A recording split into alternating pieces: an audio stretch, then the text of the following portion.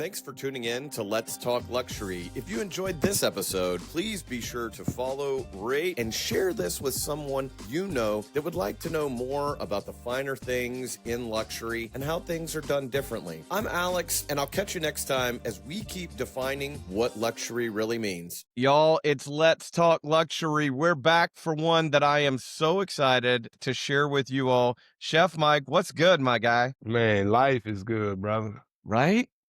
Yes, sir. Life is amazing. Another day above ground, as my grandfather used to say. I'm good with it.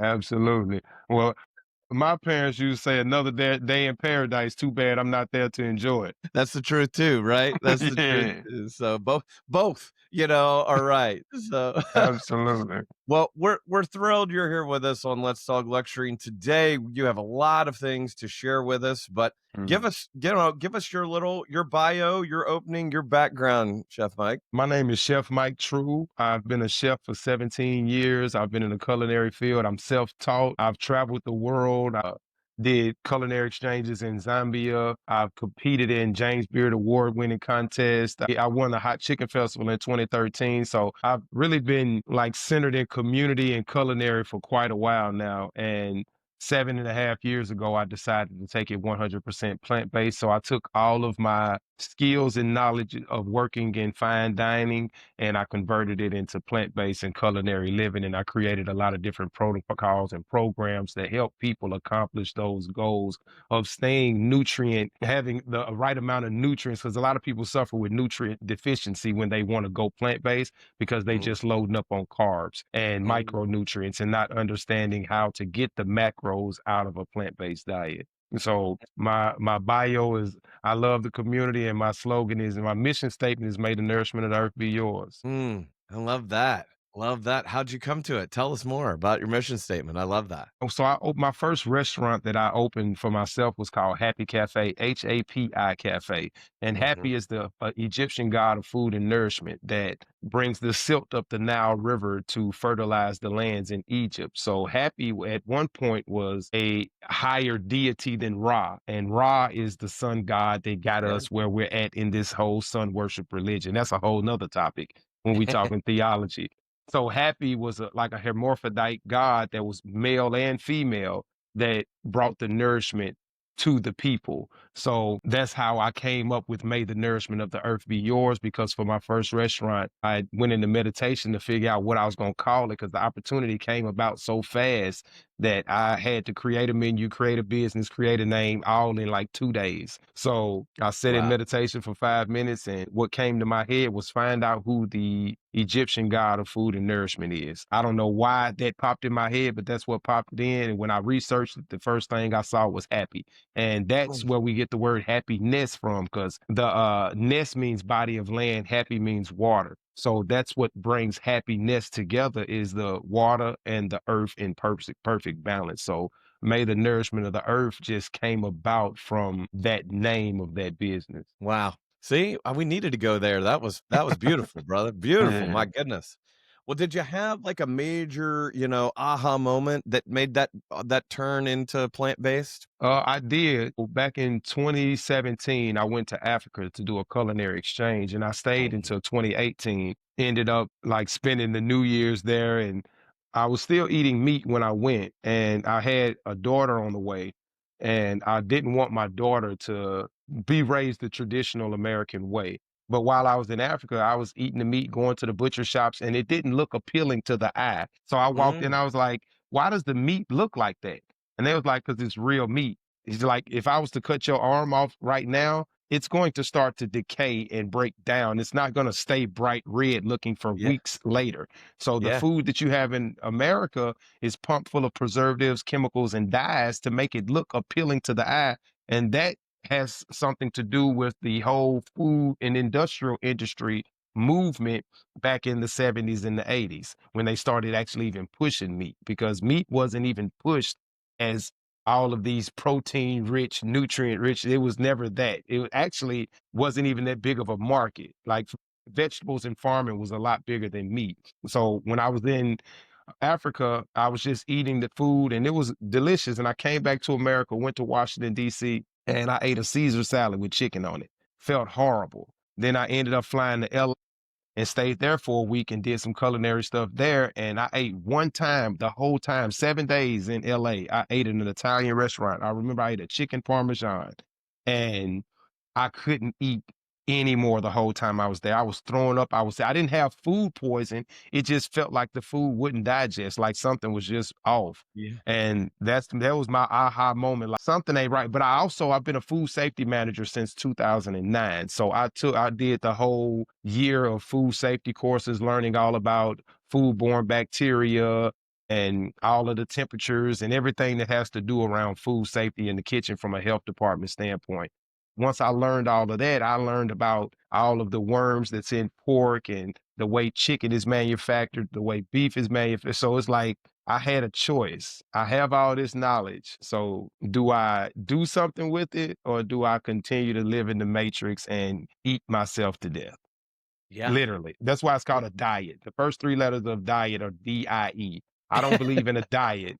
I believe in a wellness plan. Remember, I told you about the water and the earth. Well Yeah. means water, Yeah. ness means earth. So whenever you see wellness, that means the water and the earth are in balance. And that's what you are. You are the water and the earth manifested into humanity.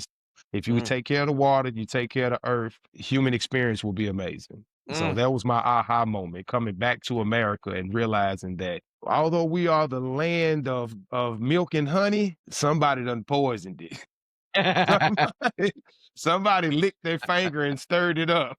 That's right. That milk, sour milk, right? Man, buttermilk is it's definitely, and America is amazing. You know what I mean? But capitalism literally has us in a headlock. Mm. So But how that was so my someone home. hearing this for the first time and it's like, okay, I'm learning, and I'm way down the road. I'm with you. I've struggled to fold more plant-based eating into my life because the truth is, this is a luxury podcast. High quality food is a luxury and also high Uh, quality of life, right? And it uh-huh. is for sure shown that when your health is your wealth, right? And that's something we Absolutely. see a lot that people lean into it. So what's a first step that you've been successful with? Like, is it eliminating something or adding something that's been, the to get someone stepped in the right direction on a plant-based diet? Well, I'm not so gentle. I'm Oh, not the really? Vaseline guy. I'm the yeah, I'm more of a you can't eliminate if you're still participating. You I see what love I'm it. saying? So for Yeah. me, it was cold turkey. Anything in my life like that though. I used to smoke cigarettes when I was a teenager and I Mm, played sports. So one day I was running up the basketball court and I was like, man, I can't breathe. I'm done with cigarettes. Like it was immediate, like I felt something, I'm done with it. So yeah. same with meat for me personally. I didn't feel right. I was immediately done with it. The luxury I had was that I was actually a classically trained chef. So I could take everything that I had learned in the culinary world and just convert it into plant-based. And honestly, that's everybody eats plant-based. You just supplement meats into your plant-based. So everything you use to season your meat, usually 80% is plant-based. Your onion powder, your garlic powders. So Uh-huh. you already know how to cook plant-based. You just don't know how to create the texture. So I'm writing another book called The 5 T's of the Culinary Kitchen. It's called time, temperature, technique, texture, and taste. Those Mm, 5 T's will give you everything you need to create the perfect balance on a plate because you need to know what time you need to cook it for, how long something needs to rest, long something needs to marinate. You need to know the exact temperature it needs to be stored at, cooked at, served at, and then the technique, your knife skills, the way you present it, the way, like even when people cut steak, the way they cut it gives it a better taste or chew. Because if you're going against the grain or with the grain, that makes a difference. So your technique is important. And then the texture will come from all of those three. That's what you want like in meat. You don't like meat. I can prove that to anybody. Now, some people do. Like there's no absolutes out here. sure. But most people don't like meat because you're not just eating meat. You're eating meat cooked in onions, in garlic, in tomato sauce. You see what I'm saying? Like, so the Yeah. flavors that your mind Butter. resonates as good, the flavors that your mind resonates as, man, this is tasty, isn't the actual meat. The texture is what you love about the meat. And once you're able to change the texture of vegetables to assimilate or to manipulate or look, it tastes just like meat, then you won't miss anything. So for me, I just created the taste and the textures. So there's no difference on my plate. Like I don't miss fried chicken because I can make fried chicken. I don't miss Mhm. steaks because I can make steaks. Now, is it 100% like that? Some items, yes, not all. But so to me, it is a level of compromise and of understanding that, you know, a portobello is not going to taste like a porterhouse. It's Right. just, you know what I'm saying? Yeah, But it's different. I've already committed to no matter what it tastes like, I'm not eating any meat. Well, I mean, you and I both are based in Nashville, but are both also globally impacting people and leading people across the world because it's, Uh, we're a global community at this point, Absolutely. 2025. So what is a path, here in Nashville? We're not quite as vegan friendly, and Mhm, you've made some steps to help be more vegan and meat free. mhm. What are some of your favorite places that you recommend, or substitutes that you hit on just there too? Okay. Well, my favorite place is Trippy's Plant-Based Diner. Oh, is that like we teed that one right up for you, brother, right? So Trippy's Plant-Based Diner, but I like Avo. Avo has some good dishes. Avo is located in one city. Rose is they have a lot of smoothies, acai bowls and wraps and salads, and it's kind of a grab and go situation with the food. And I love the Nashville kale wrap, the Nashville hot kale wrap that they have. One of my favorite spots used to be Wild Cow, and they unfortunately didn't survive COVID, Yep. but Yep. they were amazing. I like being over there at Beehive. He has some amazing products for people, especially if you want to have some pizza. Like his pepperoni is unmatched. Like I haven't had a plant-based pepperoni that can touch Beehive's pepperoni. I like Woodlands on West End. It's an Indian restaurant. They Yeah. have some amazing. I love the what is it that I get? The dried Manchurian, the Gobi Manchurian. It's like a cauliflower, but I like the dry, not the wet. And let me see, Blue Sushi. If you want some sushi downtown, like they got a whole vegan menu. Nacho Daddy. If you want some Mexican, they have a whole vegan menu for the tacos and burritos and nachos and things like that. So it's a Yeah. lot of places and pockets. It like a lot of people don't cater to us, but Nashville is actually getting on the wave and realizing that, you know what, there's money to be made in this plant based, and they're actually losing customers not having an option for us. It's funny, you think there's a limiting belief, right? When you're in it, Mm, you're like, "Dude, there's a bunch of choices. You just gotta look for them. 'Em. They're right there." yeah, yeah. What about But what about at most home? people just don't know. What did you say? Go ahead. Most I was people just saying most people just don't know how to look for it. But go ahead. What was the question? what's the mistake people make at home, right? Like you said, like, "Hey, I'm not I don't miss fried chicken. I'm gonna make fried chicken." Like, what's the mistake when people are plant-based cooking, the thing that you see people make the most common I mistake at think home? the greatest mistake is the mindset coming into it. Like Mm, they've already defeated themselves before they started cooking. Because I hear so much of, I don't know how to do that, or I don't know if I can eat that, or I don't know. So you already came to the table as yeah. with a pessimistic mind state. So I think just the thought process in itself is where most people fail. So just like if you say, hey, I'm going to go to college, I'm going to complete this college, I'm going to make my family proud. And you keep telling yourself that every day, even when the professors and the teachers are pissing you off, when the work is overwhelming, I'm going to do this. So it's like you lock in and you commit. So no matter what obstacles come in your place, you've committed to overcoming them. So in plant-based, most people don't understand how to commit. So they don't know how to make themselves push through. So I did bodybuilding for years. So for me, converting into being plant-based was fairly easy because in bodybuilding, you don't eat for taste. You eat Mhm. for results. So Right.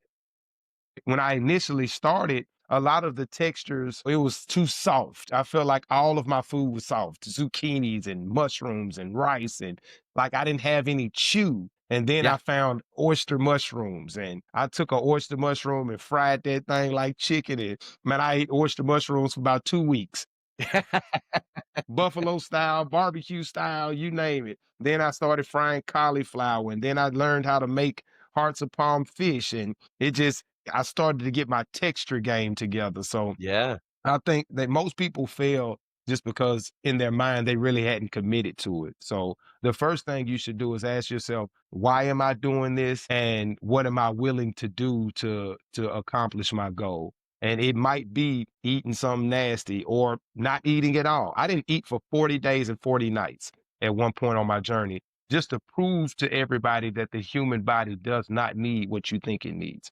So I've Mm, been on this side of the spectrum with bodybuilding, macros, proteins, carbs, fats, eating 6 meals a day, going to the gym 3 times a day. Like I was on that side of it. And then now I'm on this side where I know I can go a month without eating anything and not lose any muscle mass or feel deficient because your body literally stores and creates the nutrients that you think you need. Like protein isn't necessarily something you eat, it's something you make with branched chain amino acids.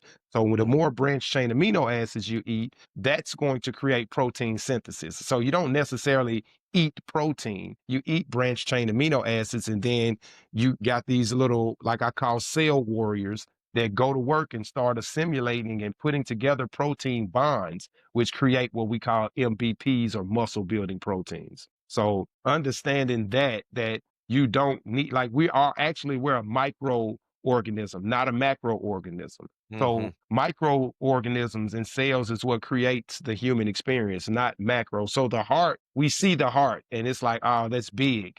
But there was so much more involved on a micro quantum level to actually even make that heart beat. So we need more micronutrients than macros, but we've been taught backwards due to the food industry and pharmaceutical industry. That's why the FDA is together, Food and Drug Administration.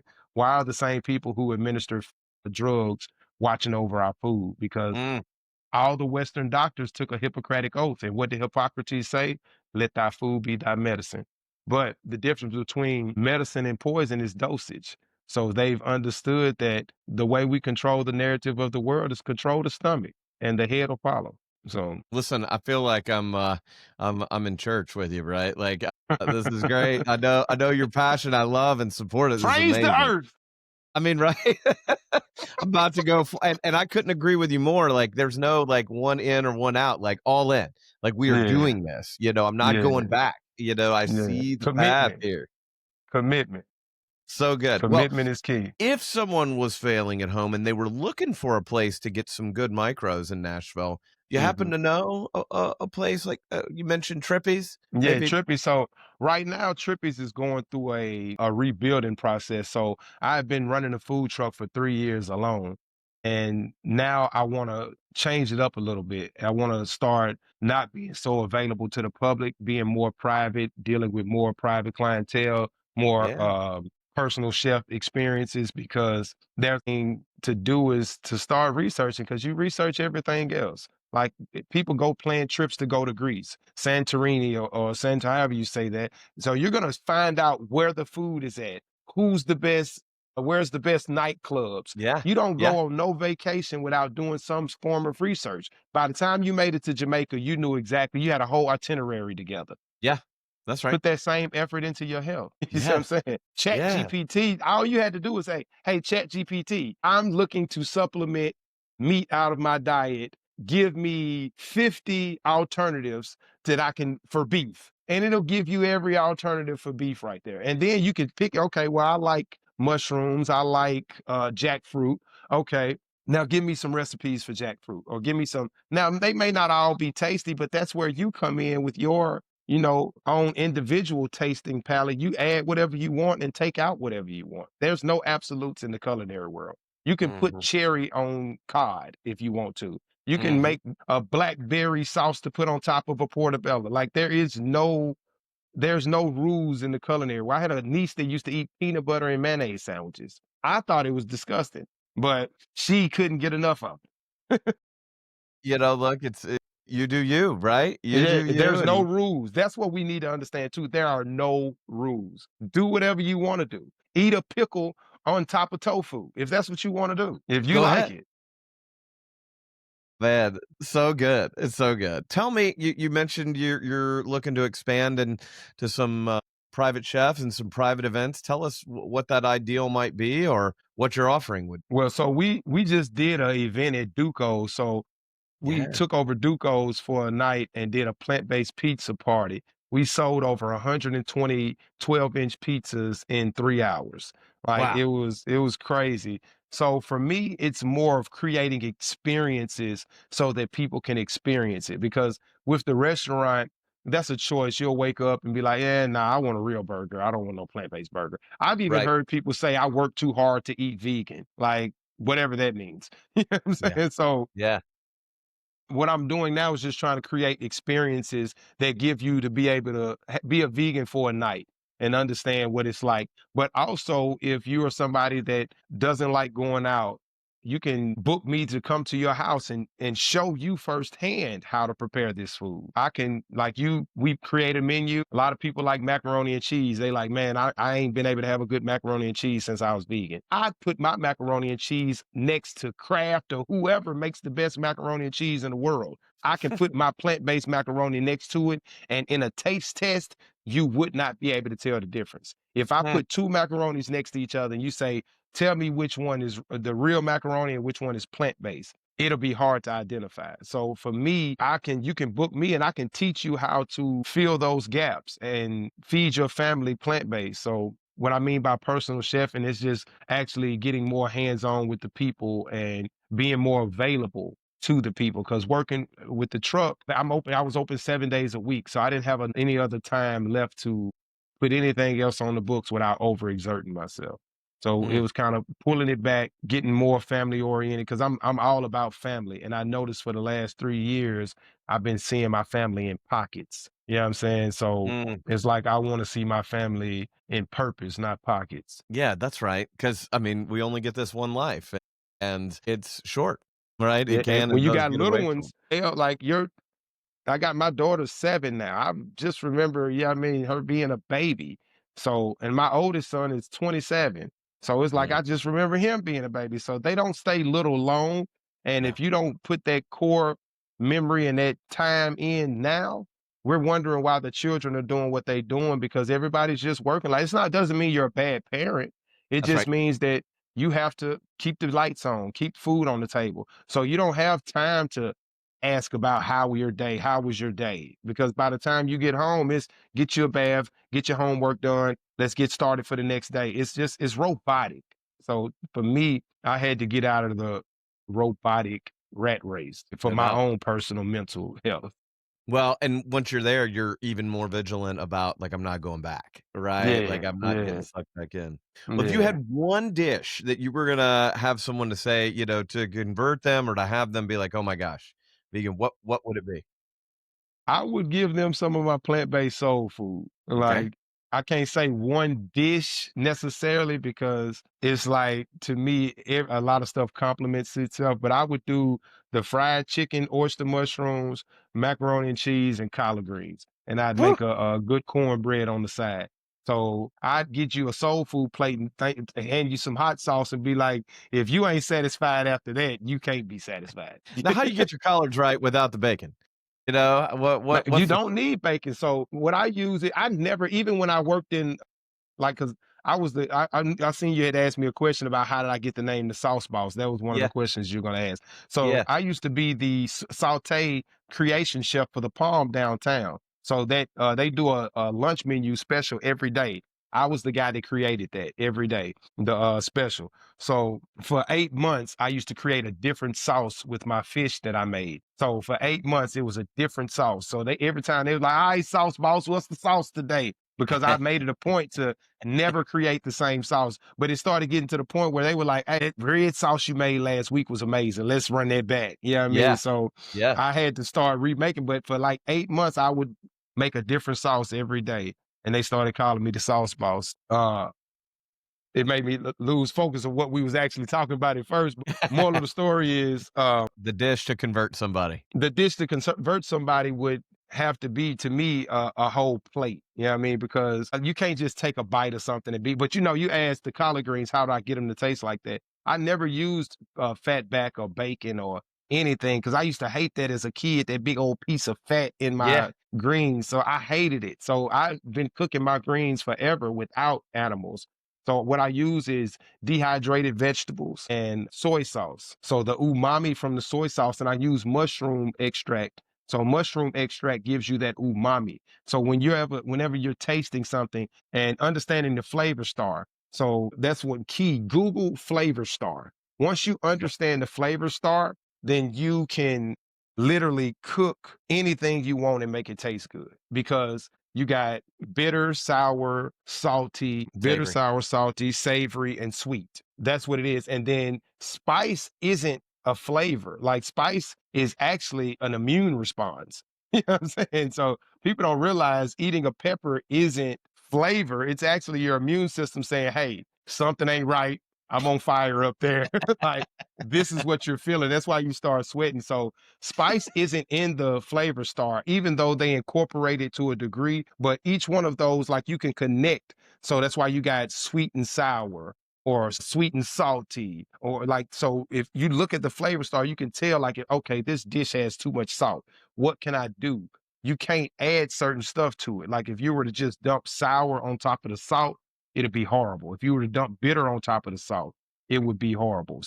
Mhm. Understanding the flavor star will get you those flavors that you need. And umami is like the hidden gem of the flavoring. That's what MSG is. That's why a lot of people love Asian food because they use a lot of MSG, which is like an umami that makes your brain think that it's a lot more flavor than what is present. So it's Then it even really more pungent than salt. I love it. Well, you got Sauce Boss in there. If you had, and I know where you're going to go because I know I got a feeling, but the question's in here.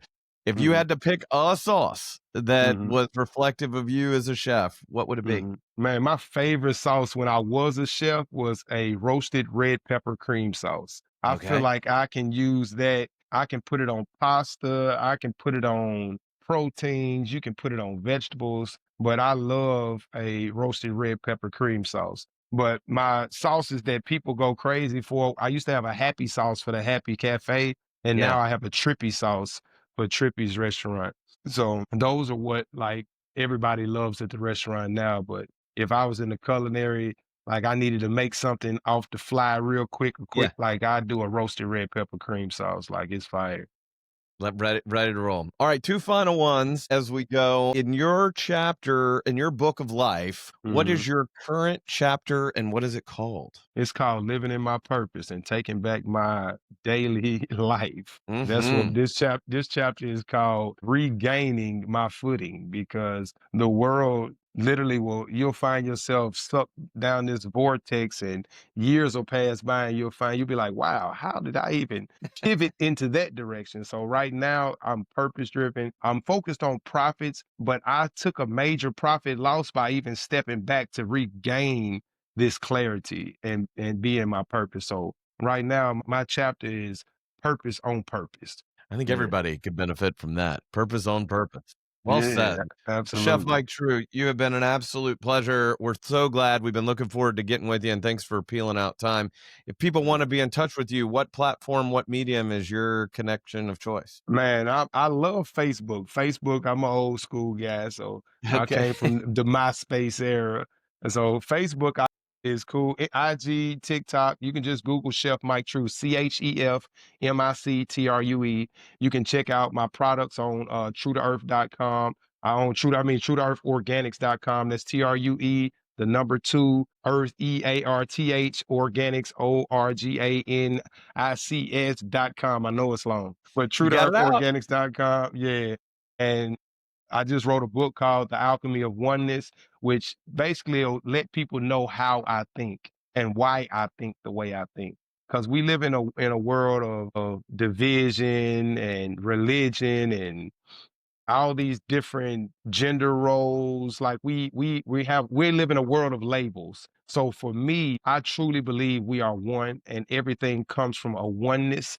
And the alchemy of oneness teaches us how to put our differences aside and find the commonalities in our day-to-day existence that make us all equally able to exist in this earth. Because the earth don't care what color you are. The earth Yeah. don't care if you eat or don't eat. The earth Yeah. just continues to provide.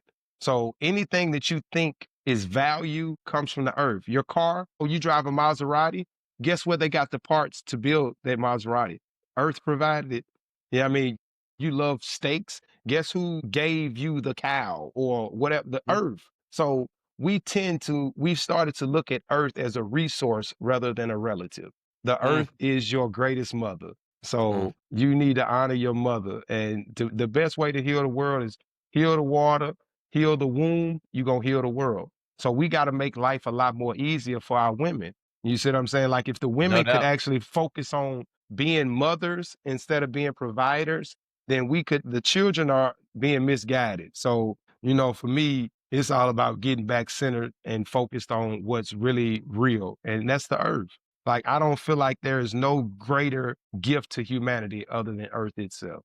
This is powerful. I so Mhm. appreciate your time, your passion, and hopefully we can help attract more people to your cause and to plant based and also to, true to earth organics and Mm. even the book, brother. Mm. It's all going back to earth, right? Yeah, Just like us. absolutely. Just like us, Absolutely. we're going back to We earth all gonna eventually too. return. Everything will. Even that Maserati we was talking about. There will be a time when that Maserati breaks back down and goes back into the fabric of earth. Yep. You know what I mean? What I call the eternal tapestry. We gonna, you know what I'm saying? It's gonna all come fold back up, no matter what. So we spend our time chasing this wealth and building these legacies when the best legacy we can leave behind is love. So I grew up rough in East Nashville.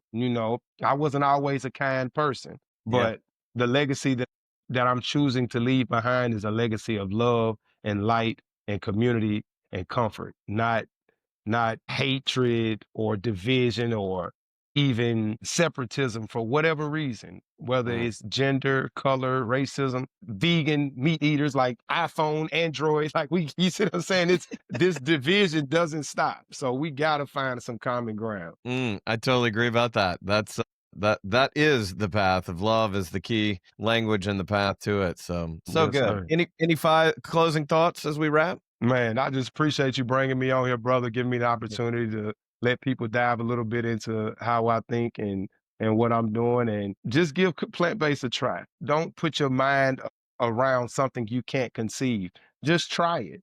But I would also recommend that come try it with me if it's your first time, because a lot of these places might discourage you because they are cooking for a certain palate. You see what I'm saying? But when you're coming Yeah. off of meats, your palate may not be ready for those natural flavors. Like a lot of people eat natural foods and be like, I don't like the way it tastes. It didn't have a good taste because you're so used to eating the unnatural foods packed with Right. all these different chemicals that make your brain say, this is tasty. You see Right. what I'm saying? Right. Eating food seasoned with fresh herbs and salt is a little different than eating foods seasoned with processed stuff. Give your body grace to adjust and start fasting. I promise you, Mhm. the best thing you can do is stop doing. That's the best Mm. thing you can do for your health journey. Give it a rest. I am 100% certain this is not the end of our journey together, but Right. two East Nashville guys connecting and sharing Yeah. this globally as we are. Yes, I sir. know we're gonna find another story together that you and I were in the same spot. That may not Mm. be open for a public broadcast, but nothing nonetheless, to your point and to your mission, we're gonna connect and continue to spread good and love in the world out there. So we're Man, I'm grateful you looking forward joined to us.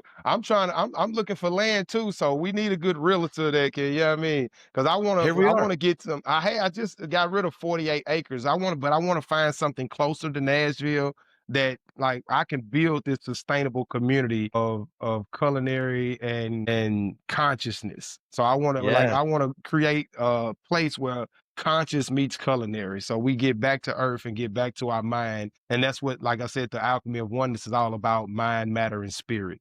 So Mm. once we get mind, matter, and spirit back in sync, we can have a divine existence.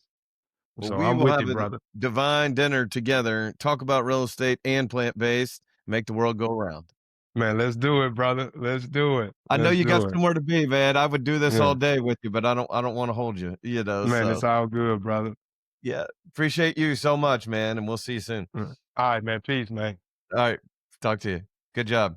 Thanks for tuning in to Let's Talk Luxury. If you enjoyed this episode, please be sure to follow, rate, and share this with someone you know that would like to know more about the finer things in luxury and how things are done differently. I'm Alex, and I'll catch you next time as we keep defining what luxury really means.